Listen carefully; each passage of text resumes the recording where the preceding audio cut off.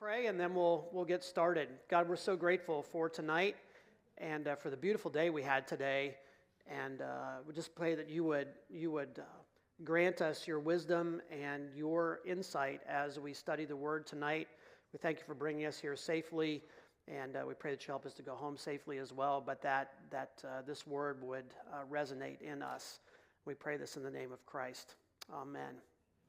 All right, so tonight we're going to dive deep into Romans chapter 7, and if we get through Romans 7 and we still got some time left, we might dip into Romans 8, but I want to make sure we get this, because this is a really crucial chapter for setting up what Paul's going to say next. So to review, remember Romans 1 to 4, really defining the problem and defining the idea of covenant. Romans 5 and 6, then talking about God's solution, Jesus as the new Adam who's coming to restart a new humanity. Now the question is, how do we live into that? And that's how we're getting into Romans chapter 7. So the big discussion here that Paul is having in Romans 7 is about the law or the Torah. Now, one of the questions last week, which I thought was a really good question, was about what do we mean when we're talking about the law here? Really what Paul's referring to is the Torah, which is the first 5 books of Moses. And if you read through there, particularly if you read through Leviticus, for example, there are 613 different laws that the Torah lays out. And of course, we have the 10 Commandments, but we have all these other commandments about what you should wear, and about food laws and circumcision and purification rites and all those kinds of things. And so we see the law kind of in 2 different pieces. One is sort of the ceremonial law or the law that defines Israel as a people, and those are specific practices that set them apart from their pagan neighbors. Circumcision, what they eat, those kinds of things are boundary markers for God's people. It's a way of saying who's following in and who's out. But then there's the moral law, which tends to be more universal. Notice the 10 Commandments are really not ceremonial law. They're really about moral law, from the first one's about God, you shall have no other gods before me, don't make idols, things like that, honor your parents, don't steal, don't kill, don't covet, don't commit adultery. Those are moral laws. And one of the places we see this kind of stratified in the New Testament is in Acts chapter 15. In Acts chapter 15, you have the Jerusalem Council. And the big question about the Jerusalem Council was, do Gentile converts need to be circumcised before they can be part of the church? Is circumcision part of their coming into being Christians? And of course, that's a big issue throughout the New Testament, particularly in Galatians. It's a really big issue for Paul in Galatians. It's a question in Acts chapter 15. Paul comes back and says, look, all these Gentiles are coming to faith. What do we do? Well, the council debated it. They asked the Holy Spirit, which was a great way to do that. They came together and said, well, we're not going to make the Gentiles be circumcised. We're not going to make them obey the ceremonial law. And you see Paul doing the same thing here in Romans a little bit later when he's talking about gathering together for meals. So you have these Gentiles and Jews gathering together for meals, and so one person brings, pork shoulder to the barbecue, and the other goes, "Oh my gosh, I can't," But so he's not saying, he's saying you've got to be sensitive to your neighbors, but it's not about the food. It's not about that anymore. And the same thing happens in the Jerusalem Council. Circumcision, which is part of the ceremonial law, is not required.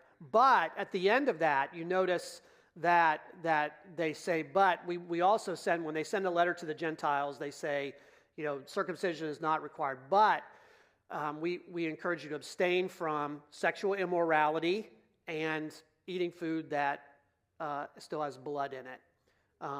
which is kind of a marker piece for them because there's a pagan connotation to that. But notice sexual immorality is a big part of that. So there are a lot of people who try to lump all the laws in together in a sense, when they argue about stuff, said, well, we're not supposed to wear clothes of mixed fibers either, so therefore I should be able to sleep with whoever I want. Okay, no, that's not how it works. That's not how the law works. But when Paul's talking about the law, he refers to it sometimes in totality. Sometimes he's talking about the moral law. Sometimes he's talking about the ceremonial law. And it's contextual to see how we put all that together. But an overarching sense of what the law did was it defined who Israel was, but it also defined what sin is. And that for Paul is the biggest issue here in Romans chapter 7. What's the role of the law? What role did it play, and what role does it play in the present? Because a lot of Christians think, well, now we're under grace, we're not under law, so we completely, reject the law. It's done, it served its purpose, it's out of control. Well, that might be true in some sense for the ceremonial law, but does the moral law still have force? If it didn't, Jesus wouldn't have talked about it. And you'll notice when Jesus gives the Sermon on the Mount, for example, what is he teaching? He's teaching the moral law. He said, you've heard that it was said, don't commit adultery. But I say to you, So he's actually taking the moral law and intensifying it. He's putting the emphasis behind the intention of God and putting this law together. So we can't lump all the laws together in and make them all equal. Eating lobster and, committing adultery are not the same. Okay? So we need to keep that in mind as we go through this. So this whole chapter is about the law, about the Torah, and explaining how it all fits together. So the two quick key questions that Paul's dealing with here are, one, is the law itself sin? Is it a bad thing? His resounding answer to that is no, it's not. Was the law responsible for my death? Now, we're going to talk about the personal pronoun here and how Paul uses it here in a minute. But the Torah promised life. If you follow this way, you're going to be in obedience to God. But it could only bring about death because the material that Torah was working with, the people who received the Torah, were sinful Israel. So you can give good laws to bad people, and it's still not going to work. We still try to do this, in our own culture.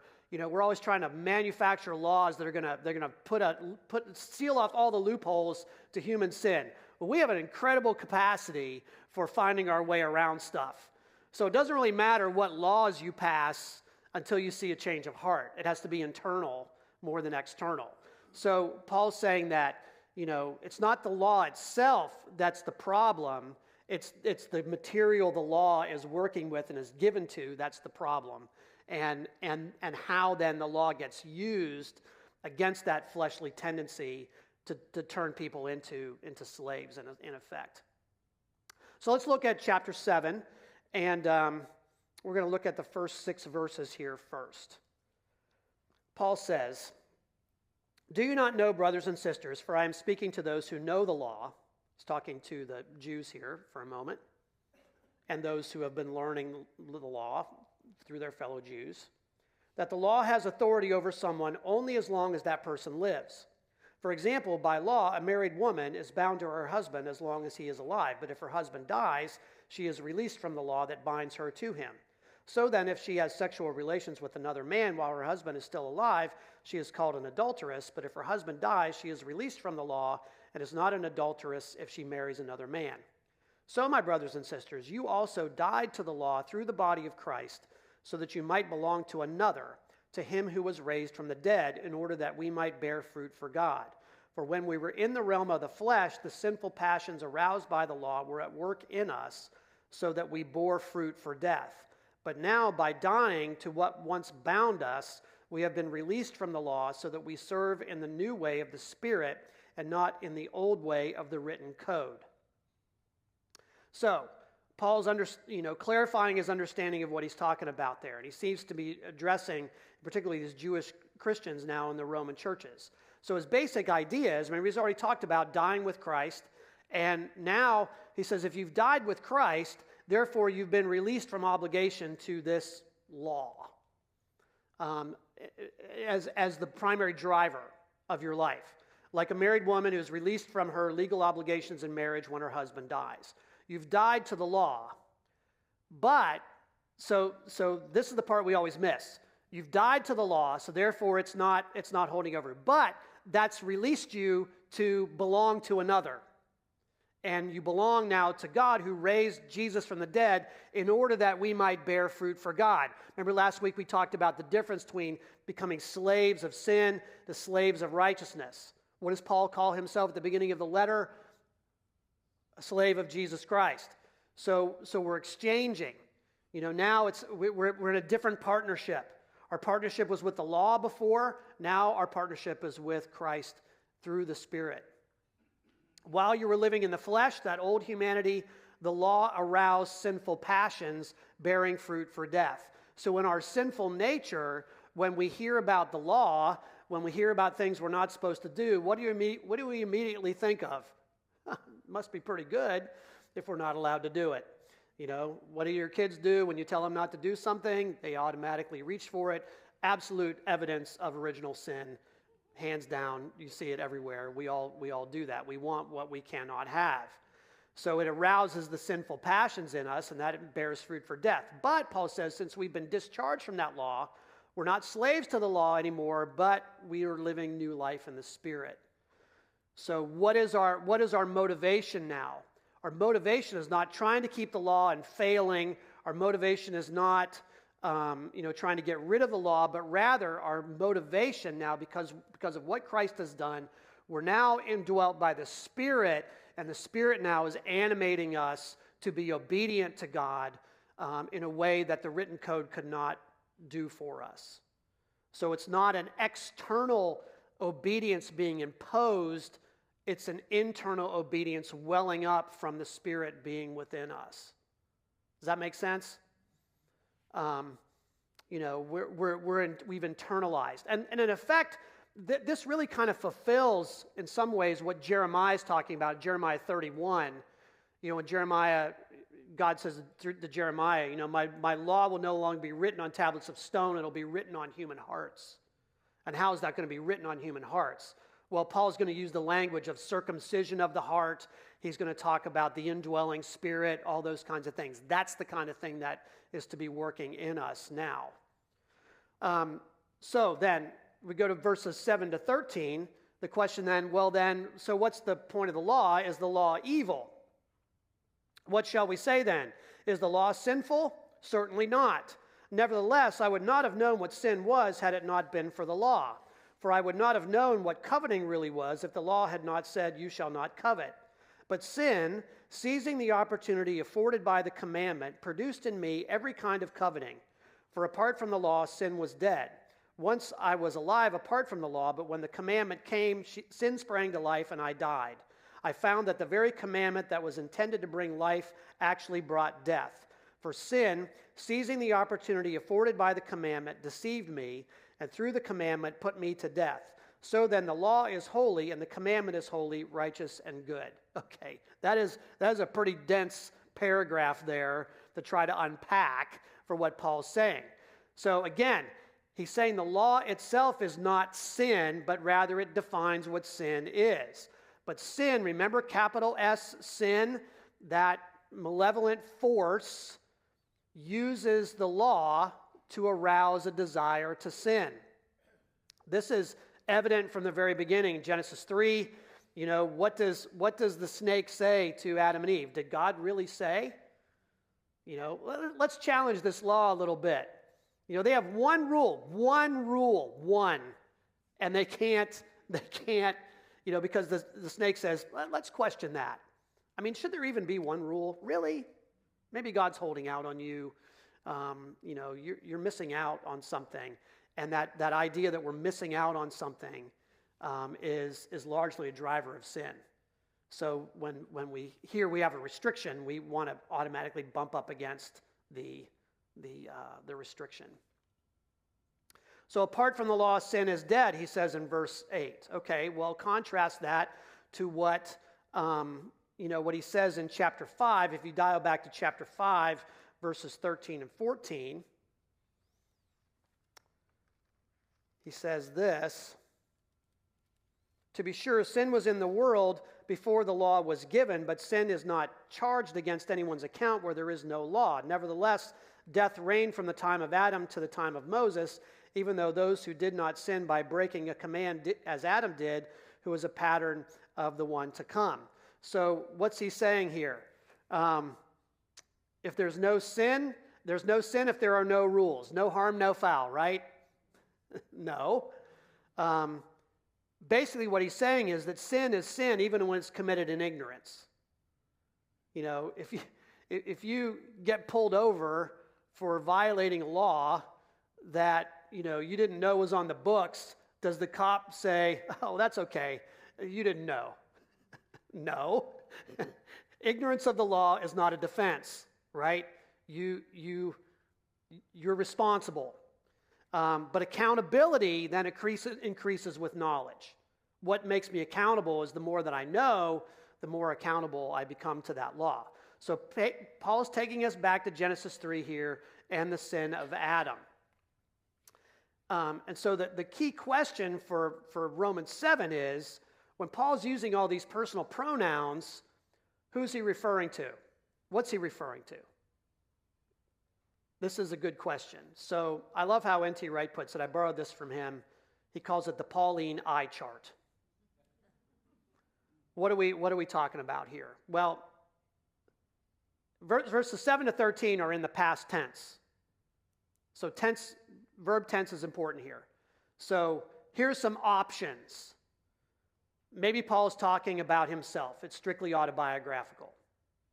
Or the I, on the other hand, represents Paul's view of a typical Jewish individual who knows the law but is still wrestling with it and the restrictions that it brings. Or the I represents humanity as a whole, or it's a way of speaking in general without a particular group of persons in mind. It's a sort of a universal representative I. Okay? Then in verses 14 to 25, we get into what really most people, when they think about Romans 7, these are the verses that they think about. Go back to chapter 7 here, read the right stuff. "We know that the law is spiritual, but I am unspiritual, sold as a slave to sin. I do not understand what I do. For what I want to do, I do not do, but what I hate, I do. And if I do what I do not want to do, I agree that the law is good. As it is no longer I myself who do it, but it is sin living in me. For I know that good itself does not dwell in me, that is, in my sinful nature. For I have the desire to do what is good, but I cannot carry it out. For I do not do the good I want to do, but the evil I do not want to do, this I keep on doing. Now if I do what I do not want to do, it is no longer I who do it, but it is sin living in me that does it." Clear? Ready? Got all that? Track that? Okay. "So I find this law at work. Although I want to do good, evil is right there with me. For in my inner being I delight in God's law, but I see another law at work in me, waging war against the law of my mind and making me a prisoner of the law of sin at work within me. What a wretched man I am. Who will rescue me from this body that is subject to death? Thanks be to God who delivers me through Jesus Christ our Lord. So then I myself in my mind am a slave to God's law, but in my sinful nature a slave to the law of sin." So notice in these verses he's talking in the present tense. So is this autobiographical? Again, is it talking about Paul's present Christian experience? Is this what he's experiencing now? Even here's an apostle of Jesus Christ. Is he still wrestling with the stuff that he doesn't want to do? Is it autobiographical on the other hand, and does it refer to his pre-Christian experience before his conversion? Or maybe it represents the experience of the non-Christian Jew in his own view, or it represents how Christians view Jews, or it's autobiographical and refers to Paul's pre-Christian experience as he viewed it back then. So there's a wide palette of options you can look at here to say, What does Paul mean when he says I? And what's he referring to? Because a lot of people will read this text and simply say, well, that's how it is. That's what I'm wrestling with. I mean, don't you feel that way sometimes? I do the thing I don't want to do. I'm struggling with that. I have this, this kind of way. Even for those of us who've been Christians for a long time, we wrestle with that. We know that's the way it is. But is that the way it's supposed to be? Is that just the normal state of things? To be frustrated, to be always bumping up against something, always going back, to go back to Proverbs again, always returning to our vomit, like a dog. Those are the things that Paul's trying to wrestle with here. So he's laying out the problem, and, does this reflect a carnal Christian? When we read this and we find it to be our own experience, we can beat ourselves up and say, man, we are very carnal as Christians. We don't actually live this life. It's kind of a bummer. It can be very discouraging. Is he talking about the experience of Christians in general? Or is he reflecting the person under the conviction of sin at the point of their conversion? When people come to Christ, they suddenly realize they're doing the things they don't want to do. So, but the question is, again, how do these interpretations fit the context? Remember, a text without a context is just a pretext for whatever you want it to say. Live it, learn it, know it, okay? What's he saying? Well, and I agree with N.T. Wright here on this. I think he's right on this. Who's Paul referring to here? Remember what Paul has been talking about contextually. He's talking about the law. He's talking about Israel. He's talking about Gentiles. He's talking about the universal problem of sin and death. So if we take Paul's inferences to Adam seriously, as we should, then it seems that the I to whom he refers here is all of humanity, Jew and Gentile, under slavery to sin. This is our condition. I mean, none of us can look at that text and say, oh, that's not me, right? We all relate to that because we're in Adam. This is the condition of those who are in Adam. So Paul seems to be circling back here to chapter 5 and back to verses 12 on to verse 21. Remember what he says there. Therefore, just as sin entered the world through one man and death through sin, and in this way death came to all people because all sinned. To be sure, sin was in the world before the law was given, but sin is not charged against anyone's account where there is no law. We read that before. But he says the gift is not like the trespass, for if the many died by the trespass of the one man, how much more did God's grace and the gift that has come by the grace of the one man, Jesus Christ, overflow to the many? So Paul's way of arguing is kind of doing this. He's moving forward but looping back. He's moving forward but looping back. So he's looping back into this to remind us this is the condition of what it means to live under Adam. But his point is going to be, if you're living that way, if that's still your condition, you don't have to live that way. How does he conclude that piece in chapter 7? Who will rescue me from this body that is subject to death? Thanks be to God who delivers me through Jesus Christ our Lord. So what's he doing? He's setting up chapter 8. He's setting up chapter 8. And he summarizes what he says here basically there in verse 25. So then I myself, in my mind, I'm a slave to God's law, but in my sinful nature, I'm a slave to the law of sin. In my mind, I want to obey God, but in my sinful nature, I tend to be a slave to sin. How am I going to get out of this? How does this get broken in me? And, I think this is really the crux for those of us who are Christians. And I think this is one of the places where, if I may, our Methodist heritage really helps us. Because so many would say, well, we're just trapped in this way of being sinful until we die and, we're sanctified and things like that. We just can't help it. The pro wrestling metaphor again. We're just prisoners of the kinetic energy of sin. But Paul is optimistic. Wesley was optimistic because Paul was optimistic that the gospel actually can break that cycle, that we can rise above that. But so often we've been trained to think we can't get there. We can't get there. And the truth is we can't get there on our own. But a lot of the reason that we don't get there is because we don't have a robust enough theology of the Spirit, and we don't have enough of a robust theology of the fact that the gospel actually works. Not just once when we say yes to Jesus, but all the time.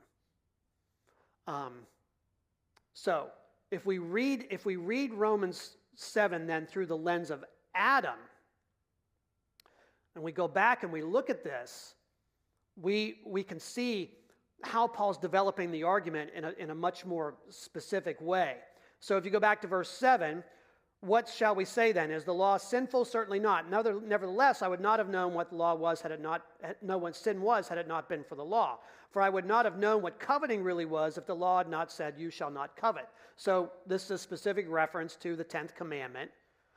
And ancient Jewish commentators saw Adam as violating that commandment by first coveting the fruit of the tree of the knowledge of good and evil.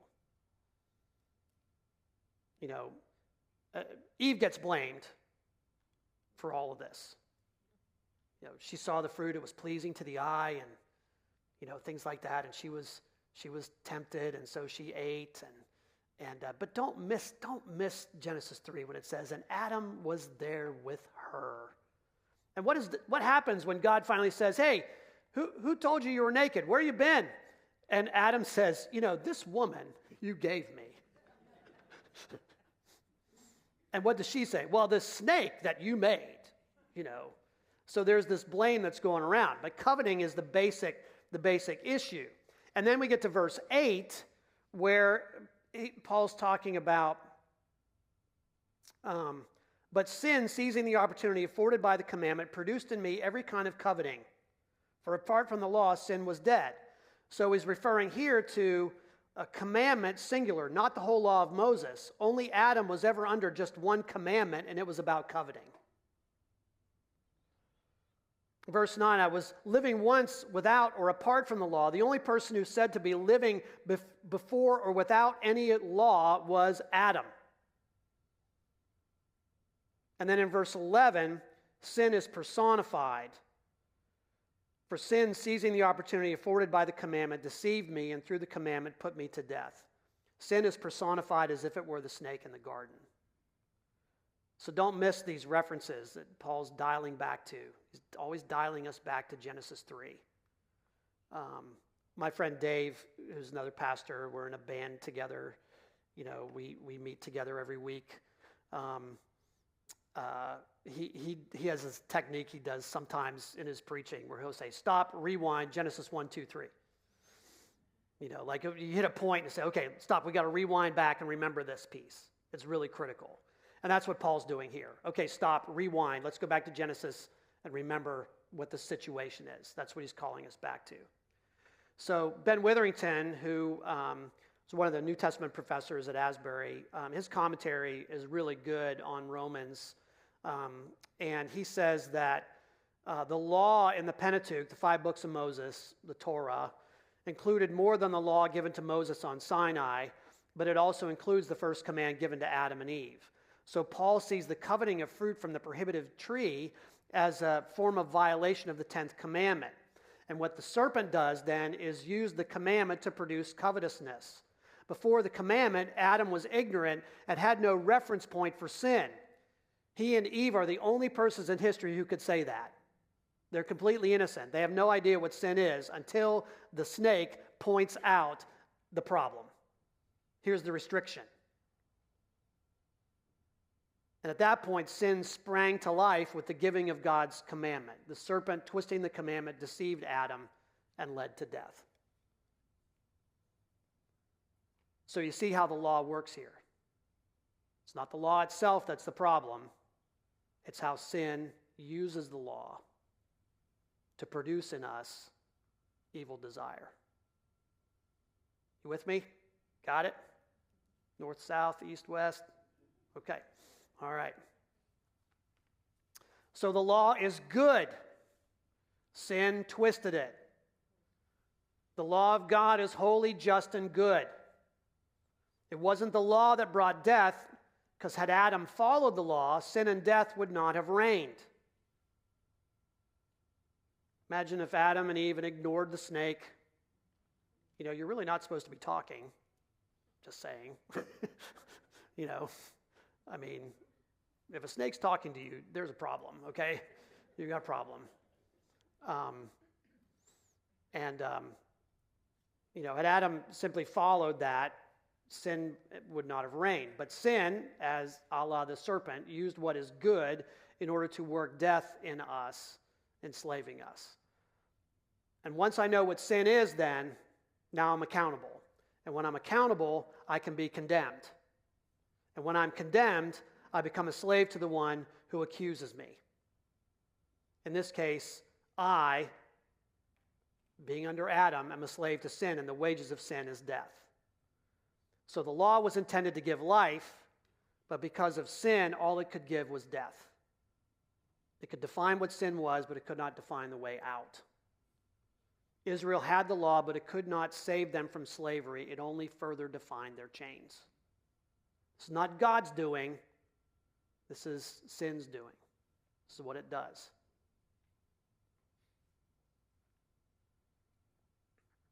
So, how does this work then in a larger sense? Well, verse 13, Paul says, "Did that which was good then become death to me? By no means. Nevertheless, in order that sin might be recognized as sin, it used what is good to bring about my death, so that through the commandment sin might become utterly sinful."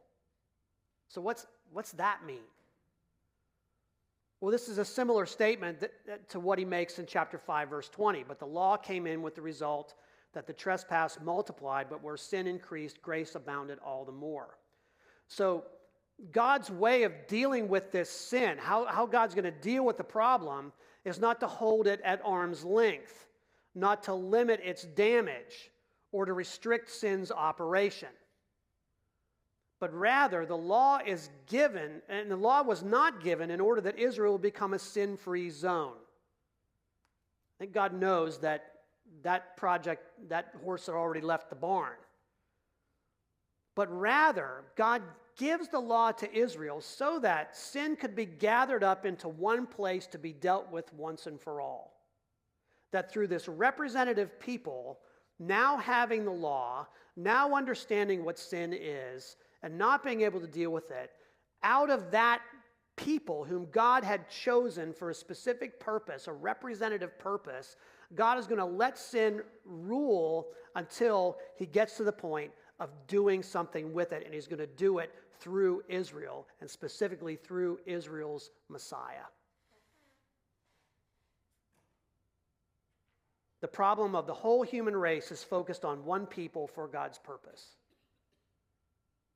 Sin is focused on one people, and the solution comes from the same people. Sin has infected the whole human race, Israel included. No law could fix the problem. If the commandments could have given life, God would not have needed to do anything further. But sin needed a more radical solution that goes to the heart of the human race and the human problem. But what the law did was it brought sin out of the shadows so that it could be dealt with fully and finally. And bound up all into one person. When we say Jesus died on the cross for our sins, we think of it collectively, right? Well, this is how it gets collected. It gets collected in Israel. It gets collected because of the law. Don't miss the fact that Jesus is intimately tied to Israel and Israel's mission. Part of his role is taking on Israel's persona, embodying Israel, and taking on Israel's sin, which is, in effect, Israel taking on the sin of the whole world. It's all bound up in one place so that it can be dealt with. Now, this is complex. It's not the way we're used to thinking about these things, because we tend to think of sin as being, just the stuff that we do or different violations. We tend to think of small s sin rather than capital S. That requires a bigger movement. And so what God is doing is taking a people and gathering them together to be the representative people. They're going to be the representatives in their covenant. They're going to be the representatives in their sinfulness because they have the law. You know, the Gentiles don't have the law, so they're doing their own thing.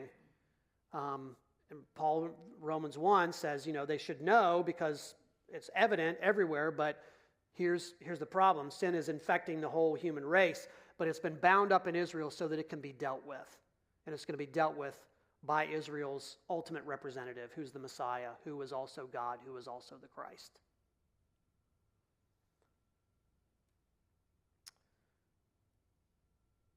So, when we get to verses 13 to 25, we revisit again the situation under slavery to sin.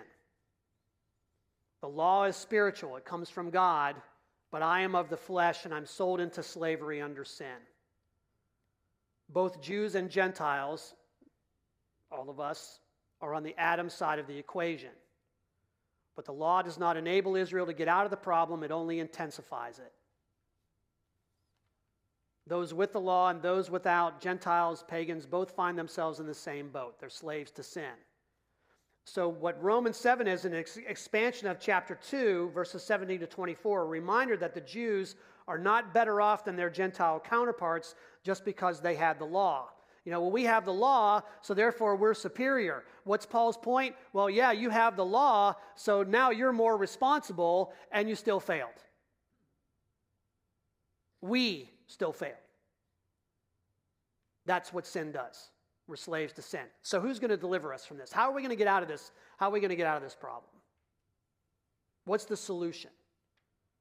Well, that's going to take us to chapter 8.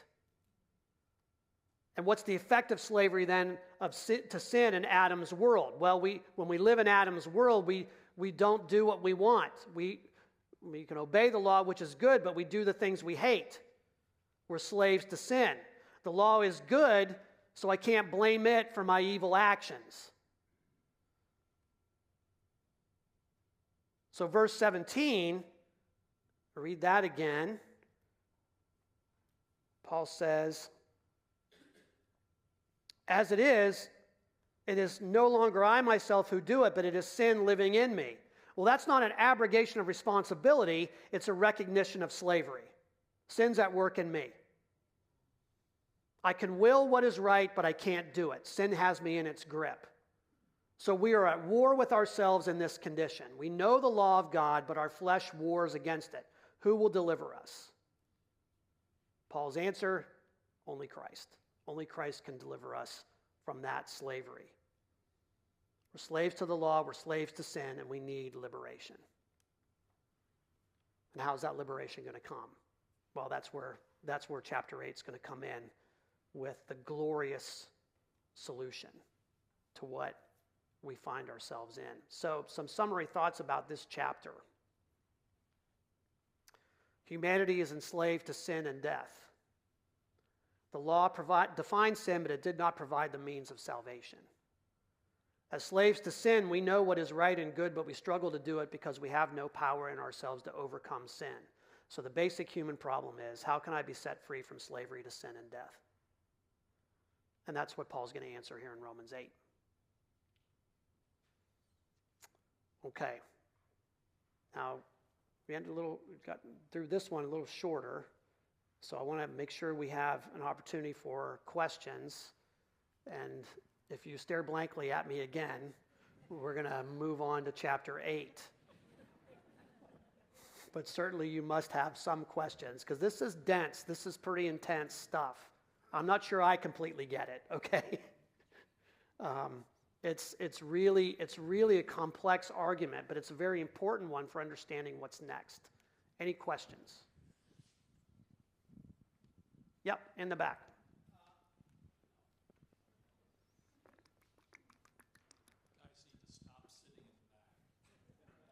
I'll come forward next time. I've never really found like a satisfactory explanation for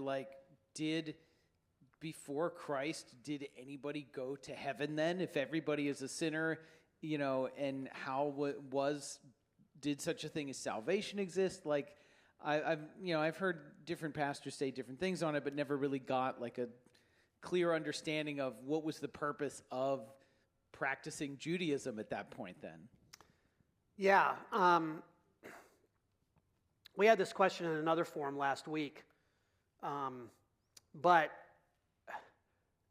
first of all, we're applying sometimes when we look at the Old Testament, we're applying a New Testament thought process to thinking about going to heaven. You'll notice if you read through the Old Testament, that is not really a focus at all. When Abraham dies, for example, he rests with his fathers. They're buried with their fathers. There's a sense of resting in Abraham's bosom, or being in a place, but it's not heaven, so to speak. They talk about Sheol, the realm of the dead, but there's not a sense of like, if I follow the law well, I'm going to go to heaven as my reward. There's no sense of that in the Old Testament. There's just faithful living. There's this covenant with God, and there seems to be a kind of an open-ended sort of trust and understanding. Now, when you get into Daniel, you get to Daniel 12, for example, then you start hearing about resurrection.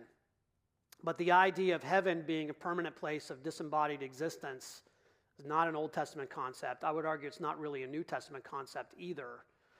Somebody went out here last week saying, Pastor Bob just told us there's no heaven. It's not what I said. But what I would say is what another scholar says: heaven is important, but it's not the end of the world. Okay, it's not the ultimate destination. Heaven is God's space, God's realm, the control room for earth, essentially. And most of what we understand about heaven, we construct a lot of things because we don't have specific outlines in the scriptures. So we construct a lot of things, or we interpret a lot of scriptures through a lens that we have that isn't necessarily a biblical lens. Mansions of gold, clouds, harps, St. Peter, pearly gates, all those kinds of things that we think about. Those are all caricatures. Most of what we understand about heaven from the scriptures are like signposts pointing into a fog. We don't know for sure what that is. What happens when we die? Well, we know that in some sense, just like in the Old Testament, we rest with God. We're with God. Whether that's, if you need to envision that as being with God in heaven, the great cloud of witnesses, all those kinds of things, that's certainly within the realm. But that's not the permanent. That's not the permanent idea. What's the ultimate goal? Resurrection. New creation. That's where Paul's going to take us in Romans 8. So when we go back to the Old Testament and we think about all those people, Jesus has asked this question, and he says, it's talking about Abraham, Isaac, and Jacob. And basically he says, well, they're alive. And they said, well, how do you know who Abraham, how do you know Abraham, Isaac, and Jacob? And Jesus basically says, before Abraham was, I am. So there is a sense that those who die in that place are with God, in God's memory, in God's space, but awaiting resurrection. 1 Peter or 2 Peter talks about Jesus, when he descends to the dead, preaching to the spirits in prison. Does that mean that he's going to preach the gospel to those who have died before he came? Some will interpret it that way. Some will see it in other different ways. That's a possibility as well.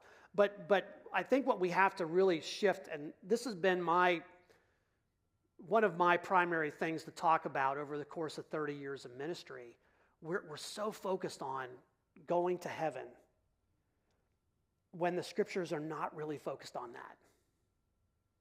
What are the scriptures really focused on? Heaven and earth coming together. They're really focused on the renewal of creation. We believe in Jesus' resurrection, and we believe in the resurrection of the body, that's our ultimate destination, God renewing his creation. What happens in the interim? I don't know. It's probably pretty good. God has it all figured out. I like how one scholar put it. He says, well, at some point, when we die, God downloads our software, and debugs it, and then at some point is going to give us new hardware to run it on. I mean, I think that makes as much sense as anything, but that's really the point. We're not looking at a separation. We're not looking at an evacuation. Rapture theology, for example. A lot of people like to talk about the rapture, left behind. There's going to be people just disappear one day. Read that text carefully. When Jesus is talking about that, one will be taken and another left. Read the context of that, because in that particular context, you want to be left behind from what Jesus is talking about. Rapture theology is a fairly recent development. I mean, it really comes out of the 19th century. People reading passages in what's called a dispensationalist way, I would say emphasis on the sensationalist, that is about, extracting and evacuating. So people get all wrapped around the axle. And I'm sure somebody here right now is the smoke is coming out of their ears because Pastor Bob is saying, I bet he's an amillennial, or he's a premillennial, or he's a postmillennial, or a pre-trib, or a post-trib, or all that kind of stuff. Let me ask me, all of that is irrelevant. It's irrelevant. What is the point of the scriptures? No matter how it happens, Jesus will return, not to take us away, but to take over. Heaven and earth come together, and there is the resurrection of the dead. The project that God began in the beginning with creation is not going to be abandoned, not like Thelma and Louise, driving it off a cliff and watching it crash and burn. No, it's going to be renewed. God is not abandoning the project. What's he say at the end? Behold, I am making all things new. He doesn't say, I am making all new things. So, Joe, I'm ranting now off your question, but that's what happens sometimes when you ask an open-ended question to a preacher. It morphs into other stuff. But I don't think it's there in the Old Testament because they're not thinking in those terms. We think in those terms, but they're not thinking in those terms. They're believing that God has this project in mind. It's a much bigger project about restoring Israel, about restoring his people, about restoring his creation. That's really the focus. I mean, read Isaiah 11, for example, which talks about the peaceable kingdom. The lion and the lamb will lay down together. That's a vision of a new creation. It's not a pie in the sky by and by. Do, Lord, oh, do remember me way beyond the blue. The ultimate goal is not for us to be sucked up in some heavenly Hoover to live in the clouds. This is about the renewal and restoration of all things. And that's where Paul's going to take us in Romans chapter 8. And he's going to do that in a way that is resounding in its beauty and its hope. And we miss it completely because we do the Romans road, which is all about getting to heaven when we die. Paul's concerned about how are you going to live in light of God's coming kingdom. That's the point. And if we think about that, it changes everything. If we're so focused on heaven, we get focused on individual destiny, we get focused on our personal salvation. And I'm not saying that's not important. It is important. It's vitally important. But within the larger context of what God is doing for the whole creation. We think about everything in the Bible through our American lens of individuality. That every time Paul says you, he's talking to me personally. Well, in the Greek, it's much easier to tell the difference between a second person plural and a second person singular. He's not speaking specifically just to you, he's speaking to allians. That's how we'd say it back home. There's a collective nature to that. It's not universalism, but rather it is about being part of the people of God. What is baptism? It brings us into the family of God. It has the same effect in certain ways that circumcision had, but now it's the universal sign. You know, we think about all those things that are connected about what God is doing here in this world, in this creation. So when we ask the question, you know, what about Old Testament people going to heaven? I'm not sure it's the right way to put it contextually. You know, we want to think about this in the broader sense of what God is doing. And when we get that, then it begins to make more sense. Okay, what are they waiting for? They're waiting for this general resurrection. But, you know, to your point, though, too, think about the transfiguration, for example. Who shows up at the transfiguration? Moses and Elijah. Okay, well, you could argue Elijah's taken up to heaven, doesn't die. Some Jewish tradition says Moses didn't actually die in the desert, but God took him up, you know, so they come back. But, you know, there's a lot of mystery. But there's really no mystery biblically about where everything ends up. There's mystery about what happens in between, but there's no real mystery about where everything ends up. You know, and that is new creation and resurrection. Okay.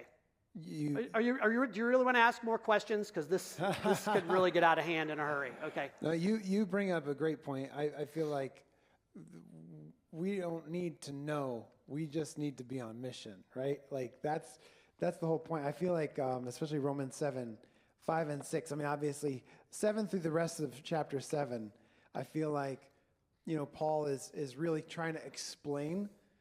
Like you said, he's setting up Romans 8. But I feel like 5 and 6, for when we were in the realm of the flesh, the sinful passions aroused by the law were at work in us, so that we bore fruit for death. But now, by dying to what once bound us, we have been released from the law, so that we serve in the new way of the Spirit, and not in the old way of the written code. And this is kind of what you're talking about, you know, when you're talking about, you know, heaven, and really, what is it about? It's about the new creation. And Paul is setting up 5, talking about the flesh and the problem that flesh presents, and the Spirit, which is the solution to the problem. Yeah. And he sets up the rest of 7 to go to 8. Yeah, the question is, what's going to animate you going forward? Is it going to be the law of sin, or is it going to be the law of the Spirit? Is it going to be the way of the Spirit? What's going to animate you? What's going to drive you going forward? Is it fear and not measuring up to the law, or is it going to be life in the Spirit, which is freedom, and the power of the Spirit to live according to God's law and beyond? You know, that's welling up from inside rather than being externally applied. You know, so, you know, we talk about sin, we talk about forgiveness. Forgiveness is half the equation. Forgiveness is about being released from the guilt of sin. But what Paul's talking about then, when he's going to get into talking about the life of the Spirit, is having power over sin because of the Spirit in us. That we don't have to be driven by this anymore. And when we are driven by it, when we slip back into that way of being in the end of Romans 7, we have to be reminded again that you weren't meant to live this way. Christ didn't come so that you could continue to live this way. You actually have, through the Spirit, power over this. You don't have to do it anymore. You don't have to live this way. You've been released. And that's what he's reminding the Romans. You've been released from this. You died to this. Just like, you know, you were married to that way of sin. Well, that way's now dead. Now you're free to be in a relationship with another. And that's a beautiful kind of image when you think about it. But it requires a death. And it requires a death to self. It requires a putting to death of the things in us that are broken. Paul uses this language all the time in his letters. Putting to death, therefore, that which was old and broken. And it's hard. I mean, none of this is easy. It's hard to put that stuff to death. We kind of like it. You know, we kind of like it because, you know, we want to go back to Egypt. You know, like it's more comfortable. Looks like people in Egypt are having fun. You know, it might be nice to kind of slide back there a little bit. God won't mind, if I step back here once in a while. Do you ever have that rationalization in your mind? Like, oh, God won't care. I mean, I deserve this. I could do. Anyone else? Maybe it's just me. I don't know. But to be reminded again and again, no, that's dead. This is dead. We keep thinking about the gospel dealing when we die, physically die. No, the gospel is about dying now. How do you die now? How do you have that sin nailed to the cross, dealt with so that it doesn't reign over you anymore and that you're driven by the life of the Spirit? I don't want to give away the story here. We're going to talk about a lot of that in Romans 8. But good stuff. Any other questions? Yeah.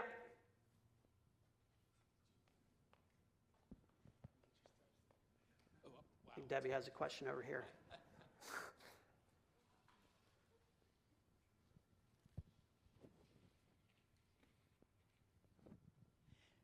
So you said that God set Israel up to accomplish his mission.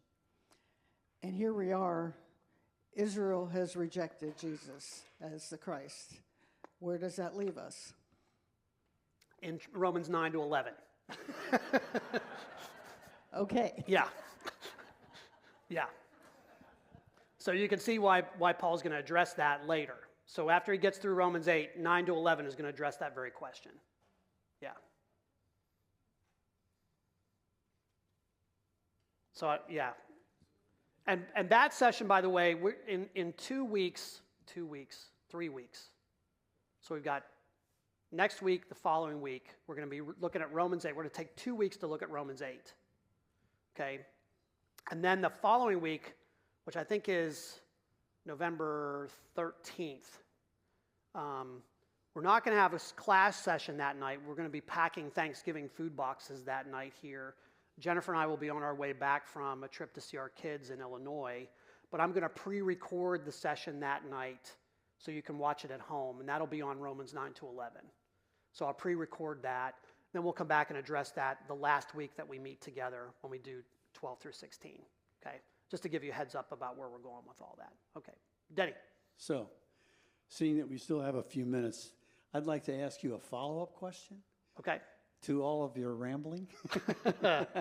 You open your mouth. Yeah. So I totally buy into the whole what happens in Revelation and the coming of the new creation, and like you said, Jesus coming and taking over. So here's my question: who does get raised and who does not? Well, I think, as Jesus puts it, all will be raised, some to judgment, some to eternal life, some to eternal damnation. That's the bottom, the basic understanding, but everyone is raised. And then there is the judgment. Yep. I mean, if you go to Israel with us, and I hope we'll get to go again after all of this, and keep praying for that, but if you go to Israel with us, there's a massive graveyard on the Mount of Olives. And all the graves are facing toward the Temple Mount. Because the idea is when resurrection happens, those will be the first people to raise up and see, the Temple Mount. But it's embedded in the Jewish idea of resurrection. Somewhere along the line, though, we Christians, kind of pushed that image of resurrection aside and exchanged it for heavenly bliss, disembodied Platonism. We missed the Judaism and the real hope that's embedded. And when we miss that, then we begin to do things like say, creation doesn't matter that much. You can exploit it. It's all going to go away anyway. I can do what I want to my body because it doesn't really matter anyway. There's a lot of implications that happen when we have an extractionist kind of theology that doesn't take the material world seriously. Well, God takes the material world very seriously. He made it, and He's not going to abandon it. So I think that's all part of this too. Is to say that we really We really need to focus on what the Bible is actually telling us rather than our caricatures of what we think it's telling us. We have to read the Bible through that lens of Judaism, through that lens of the Old Testament, through the Eastern lens, not a Western Platonist post-Enlightenment lens. Yeah. One more, 7 o'clock straight up. All right. Well, thank you, everybody. Great to be with you. Make sure you're studying Romans 7 and 8. Oh, I'm sorry. There's one more slide. Let me do this. How will God deal with humanity's situation? So here's the situation. I serve under God's law with my mind, but sin's law with my flesh. This is Israel's condition. But Paul's going to start Romans 8 by saying, therefore, there is no condemnation, because here's how God has dealt with the situation. He's going to do what the law could not do for those who are weakened by the flesh. Christ is sent in the likeness of human flesh. He condemns sin in his flesh, and he fulfills the just requirement of the law in us. The law's intention is fulfilled through the Spirit, bringing life. So that's a sort of an overview summary of where we're going to go. So I encourage you, read through Romans 8. Read it carefully. Read it in light of what we've talked about so far. Jot down notes, underline stuff, questions, things that arise as you're looking through Romans 8, because this is really the heart of the letter. And I would argue in many ways the heart of the gospel too, when we're looking at Romans 8. Okay? Lord bless and keep you. The Lord make his face to shine upon you and be gracious unto you. The Lord lift up his countenance upon you and give you peace. Travel safely home. Amen.